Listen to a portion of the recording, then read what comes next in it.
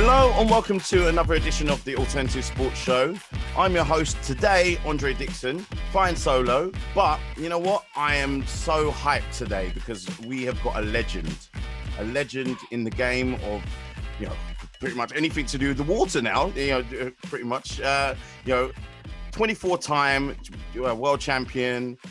He's a windsurfer, kite surfer, just everything. I'm just so excited to be able to speak to you. Robby Naish, how are you, sir? I'm good, thank you. Nice to be with you. Pleasure to speak with you here. Now, Robby, I appreciate, obviously, there's a time difference because you are where I'm stuck in Croydon in London, where it's been raining off and on. You're stuck in Maui in Hawaii. Yeah. I don't know how you're coping, man. Yeah, someone's got to do it. We're holding down the fort here while the rest of the world is suffering through COVID restrictions. So it's tough. The world's been an interesting place the last year and a half, unfortunately, and Maui's been a great place to have to spend it. We've not bad, bro. Really haven't been hit too hard. We haven't really had much in terms of restrictions or cases, and we didn't have tourism for about a year, which was tough for the economy, but it made for really uncrowded waves and uncrowded beaches and uncrowded roads. So it's been okay. See, whenever there's something bad that's happening, obviously, we always like you. I feel like you're like me. You always look for the positive side of things, or you just try to make something happen. And for you to have a clear beach to yourself majority of the time, that just must be amazing. Yeah, it's not too bad. I mean, it doesn't really ever get super crowded here on Maui because it's so far away. It's a long ways for most of the world. So it gets crowded for us, but compared to most beaches in the world, this is still paradise. So yeah, not complaining even now that the tourists are back. It's all right. That's all good. Right. So let's talk about the movie because I've just finished watching it. I'm so excited to be able to speak to you. I've learned so much about the sport and yourself. You started early, as a 13-year-old. Tell me about like the process of starting so early, and what was that like when your first memories of windsurfing and winning championships? Well, it was so awesome. I mean, I was one of those perfect examples of being in the right place at the right time. I had luck on my side, just being at the beach the one day that I met the few windsurfers that were in Hawaii at the time. Lucky that my parents decided to move there when I was a little kid from California, and being raised in Kailua, which is the coolest little beach town on the east shore of Oahu. Just a great place to grow up. I spent pretty much every day at the beach as a kid, surfing and skimboarding and sailing, and just super lucky to have that environment to grow up in. And then I stumbled across windsurfing when I was 11. It kind of combined all these elements that I loved, wind and waves. And I was kind of a loner. I loved doing individual sports, like riding my bike and skateboarding, and wasn't much into the team stuff. Like the teams that I was on were always like last place in the league, like literally last place. Lanikai Packers flag football, last place. Kailua Rockets basketball, last place. Our canoe paddling team, maybe not last, but definitely not very good. And so I definitely migrated towards the individual sports. And at that point, there were no kids windsurfing. I was like the only one. And that appealed to me. The challenge that it was a really hard sport really appealed to me. And just that sensation of, holding onto the sail and having the wind in your hands and making that thing work. Well, I just got in my blood, and that's all I wanted to do. And fortunately, it kind of set me on a path that led me here a gazillion years later. I started competing as an amateur when I was a kid, and the sport turned pro the year I graduated from high school. So again, just super lucky timing. Instead of going off to college in California, I decided, well, I'll take 1 year off and see where this professional windsurfing goes. And I'm still seeing where professional windsurfing goes now. It just kind of led me from one wave to another through my entire life. So like on the documentary, you initially spoke about not wanting to do it because you wanted to look forward, not backwards. And it's important to you, which, I love this phrase that you said, you didn't want to just do, action porn. We're going to keep that here, Alternative Sport. We're going to be using that from moving forward. But, tell us about that, like that you didn't want to actually do it. initially do it? Yeah, I mean, people have asked me for years and years and years, oh, let's make a documentary, let's make a life story, let's do something. And they've been asking me that since I was 30. And again, like you said, I always thought, okay, I'm still looking forward. I'm not really ready to look back. And when Red Bull came and said, you want to do something yet? You want to do something? I finally said, well, shit, I am getting kind of old. What if I get to the point no one asks me anymore? And lost the opportunity because, oh yeah, old news, done. So I said, okay, well, let's do something. We've been talking about it for years and years, but we didn't know what. We didn't even know which sport we would focus on. But said, yeah, let's give it at least a look and some thought. And then when Joe Berlinger came into the picture and I met him, we kind of hit it off. He was the director. Really interesting guy. I looked at a lot of documentary films from a lot of different people. And then when I looked at his films, I'm like, wow, here's a guy that he would make something different. He didn't know who I was, had no clue who Robby Naish was, had never made a sports film in his life, where all the other guys were definitely sports documentary guys. They come at it from people. Joe is into these crazy crime documentaries and deep, multi-level, really complicated, sort of stories that he's somehow putting together with, I imagine, a million sticky pads on the wall, and he's weaving together this story. If you look at, Some Kind of Monster or Paradise Lost or, any of the others, the Brothers Keeper, some of the movies he did were just insane. And the fact that he wanted to do a movie with me or about me, I was just like, yeah, this will be something different. I don't know what it'll be, but it'll be definitely different. And off we went on this adventure, which, at first we thought it was going to take 6 months. Yeah. And then with everything that happened during the course of trying to make the film, it was over 4 years later, we finally wound it up. And it was tough, but it gave him a lot more to work with. It's definitely not action porn at the end of the day, without a doubt. So you guys must in that process, of it taking 4 years. Obviously, you must have really warmed to him, because obviously it's supposed to, as you said, it was supposed to be 6 months. So you must have a closer relationship, and obviously the trust grew over the time of filming.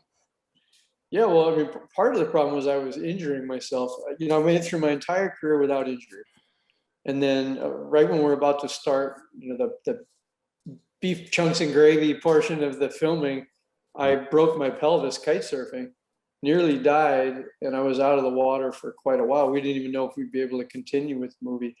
And, he's a Hollywood film producer. He's not just going to stop and wait for me to, get my act together and start filming. He went off and started doing other projects. He did his first non-documentary feature film, which was also really successful, a Netflix film.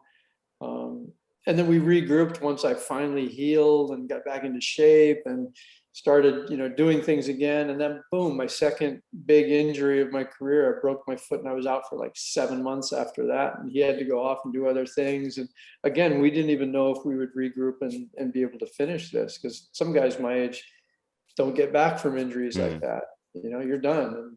And, you show up and I've gained 40 pounds and I'm watching TV and, drinking big gulps, and that didn't happen. I came back stronger than ever, fortunately, and we were able to continue down this path.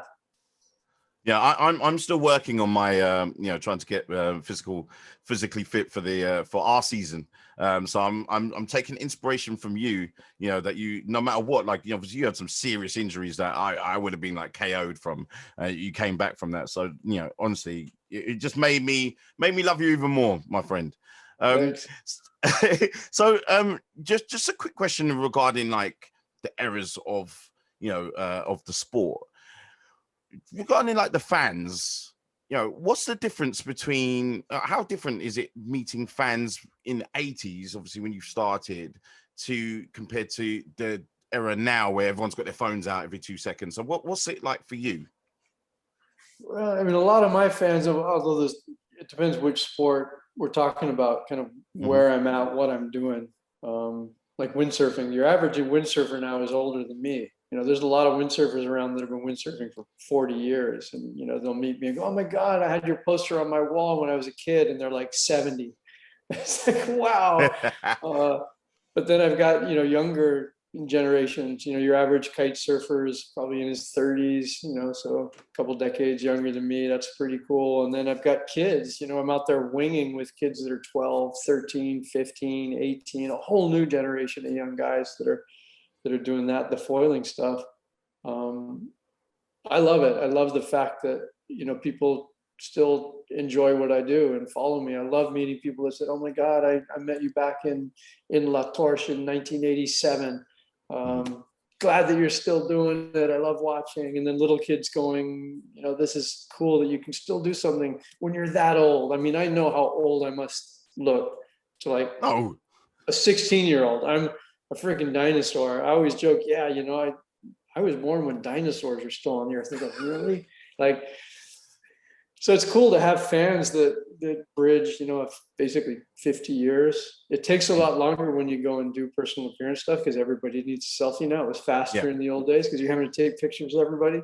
But I love it. I love the fact that somebody still wants to take their picture with me. I don't care how old they are, which sport they do, or yeah, I'm super, super proud that anybody wants my autograph, or just the fact that people know who I am still. I'm 58 years old, still loving what I do, and somehow still getting paid to go play like a little kid. That's insane. That's the goal. I I mean, like, you're living love it. life goals for a lot of people, my friend. Heck yeah, I get paid to do what other people dream of doing on holiday. So I don't take it for granted. I'm blessed. I'm lucky as hell, and I'm thankful every single day. So a couple more questions about the movie. So during your visits to Namibia and Peru, we saw, a lot of highs and lows. What was your fondest memories of those trips? Like Namibia, wow, what an amazing place, huh? Like Yeah. you go there, you're going in the middle of nowhere, and it's not quite as middle of nowhere as you're led to believe. Like we actually had a pretty decent hotel that was only maybe a half an hour away. I thought we were going to be like in the desert in tents, like with scorpions climbing in our sleeping bags. So it wasn't that bad. That was a pleasant surprise that we, actually had a pretty decent place to stay. It's wild nature. We didn't get the conditions that we really had hoped for. Even with the internet, in the old days, you got on a plane, you flew around the world, and you just crossed your fingers that you'd get what you were looking for, whether it was waves or wind or both. Now you're looking at a map, you're looking at swell direction, you're looking at swell period, you're looking at storms. I mean, everything is on the internet. But even with that, there's no guarantee, which is the cool thing about nature sports, right? There is no guarantee. You still show up thinking we're going to score, and yeah, you don't really get it. You're still going to get surprises, which is nice because that's why we do these kind of sports anyways, to keep things a mystery and have that sense of adventure. But it was still super fun, even though we didn't get 2-mile waves. We got some good surfing, and we got some really, really good kite surfing. It's always good to have your kites in the bag because you never know where you're going to have a good wind for kite surfing. And then Pavones, Costa Rica, we scored. We got unbelievable waves, really, really long. There was a bit of a vibe in the surf scene. I had been there several years before, right in the beginning of stand-up paddling. I was the first guy to stand-up paddle Pavones, and I was welcomed. It was all cool. But in the 10 years or so in between, other stand-up paddlers had gone and kind of messed the whole thing up, dropping in on guys and taking all the set waves and running people over. So we showed up on stand-ups and they're like, no stand-ups. And had to kind of ease our way in, almost get in a fight with a guy, got a few really good waves. We did what we came to do. And then we basically bailed and went and surfed other spots to not ruffle their feathers anymore. I'm not the kind of guy that's going to go rub it in and, get into freaking fights to catch waves. So it was good. Very territorial, right? Really good waves. So yeah, I mean, that's surfing's a trip. I love it. But my dad always said, yeah, surfing can turn even the nicest guys into assholes. And that tends to happen in some places. So you got to roll with it and follow the path of least resistance, which meant going and foiling at other spots and discovering some places that we didn't even know about. And yeah, that whole adventure sport part of it was cool. Is there anything that surprised you, that you or you learned about yourself reflecting back about making this documentary? Like, is there anything that really kind of grew I mean, on a you? lot. Just I in went self-reflection? through, I mean, there's stuff that didn't even make it into the movie. That was just, a lot was going on during the time of making the film. I had the injuries. I got divorced, from my wife that I was with for over 25 years, who I've got a young daughter with, who's now 14. She's young in the movie, but she's taller than me and 14 now. Had some bumps in the business, first time ever. So personal and professional things going on. It was just like coming from all sides, get injured, losing money, getting divorced. It was just like, hey, everybody has hard times. I'm not complaining, but it was pretty heavy when you had cameras pointing at you at the same time and trying to make this film and accomplish these things. So that was definitely challenging. But at the end of the day, I learned a lot, about myself. Injury, because I've basically been injury free my entire career, and learning how to bounce back from that and not let it, take me down. And just dealing with getting older. I think we all eventually are going to deal with, the lucky ones are going to deal with time in our own way and how it affects us. And, I've always thought I was invincible. I've always been, pretty strong and lucky that I've never had injury, never had an off season, never went through a period where I was out of shape in my entire life. And just kind of learning to deal with what it's like to get a little older and not be able to necessarily hit things as hard as you used to. Still hitting it pretty hard, but understanding now that it's okay to maybe not hit it as hard as you once did, and to not put that kind of pressure on yourself. That life is good no matter what. And I've always appreciated it, but I think I've put undue pressure on myself at times that I'm trying to release now, to just enjoy it regardless of what's standing in front of me. And just for someone, just lastly, before we let you sleep finally, because it's really, really late where you are. Almost midnight. We're good. Yeah, I know you're staying up really late for me. I appreciate that. So for someone who's looking to actually follow in your steps and have a career in windsurfing, what does it take? What would your advice be that it takes to become a champion? Obviously, you're a 24-time champion. But what would your advice be to them? Well, I mean, things are changing. Times are different. Being a pro athlete today is different than it was 30 years ago or 20 years ago or even in 10 years ago, at least in our sports, where you're not part of a team. They're very independent. You got to be really self-driven. But these days, you also have to be a self-promoter. In the old days, you let your actions speak for themselves, right? And now you got to be a self-promoter at the same time as being a focused athlete. This world of social media and Instagram, and your sponsors want to know how often you're posting and how many views you have and how many followers you have, and it honestly creates a different sort of atmosphere. I say focus on your riding, but there's guys that make a great living that aren't that great, that are damn good self-promoters. So I'm kind of the wrong guy to ask these days, because I like the old school way. I like to be the humble guy in the corner that just goes out and kills it. And these days, kind of the loudest guy in the room tends to get the attention. So it's tough. It's kind of a difficult thing for an older guy to navigate his way through, because you want to be current, you want to be relevant. But there's certain things about the modern way of self-promoting that's necessary that I just don't like. I don't think those are great personality traits to be going, look at me, look at me, look at me. Here's my last 17 seconds of fame. But it is what it is. It's a new world. So I just say, stay focused, stay driven, stay humble. Don't drink, don't smoke, don't do drugs, stay focused, and see what you can do. Love what you're doing, love it hard, and good things may come. They may not, but that's okay too, as long as you love the process, Robby, honestly, it's been an absolute pleasure speaking to you. I'm going to hold you to a promise of when we can come over to Maui, that you're going to give me at least one basic windsurfing lesson, from a legend. That'll mean everything to me. Really, We'll get would you out there for appreciate sure. We'll get you some waves, or get you some wind, or get you both, one or the other. that. I appreciate that, buddy. All right, thank you again, Robby. Appreciate you. Absolutely. Thank you. Have a great one.